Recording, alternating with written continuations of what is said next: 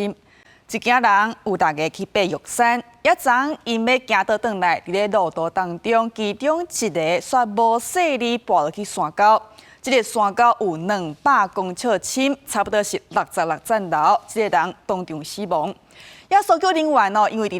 玉山遐天氣無穩定，在救援是真無簡單。在今仔透早，才甲這個受難的山友完成吊掛起立到直升機，予伊會當轉厝。空勤總隊直升機在強風甲危險的山壁邊咧飛，機頂人員也把司機在定點推工，準備進行吊掛作業。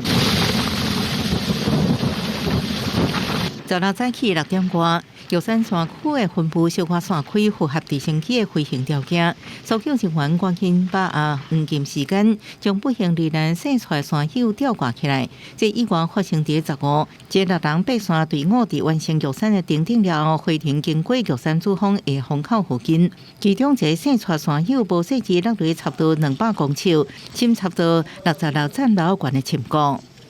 山上大雨不斷，且夜間視線不佳，人力輪流背負方式，歷經2個多小時，終在早上7點將大體成功搬運至步道空曠處。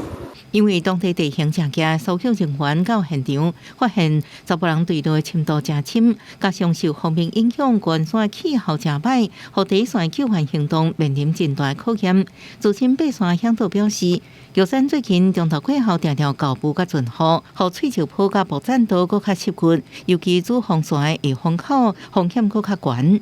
你可能會踩到的石頭是會動的，那再來就是它也會比較陡，那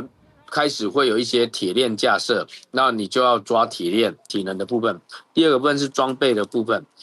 第三個部分就是你這前面都有了，那你要看天氣，看老天爺要不要讓你上去。爬山向導表示，若環境風險甲整體條件超過應控制範圍，適時落山才是保命關鍵。有關主要呼籲，關山環境變化多，加上梅雨季的影響，山友要爬山進前，要先行評估天氣甲自身的體能，才避免同款代志發生。記者綜合報道。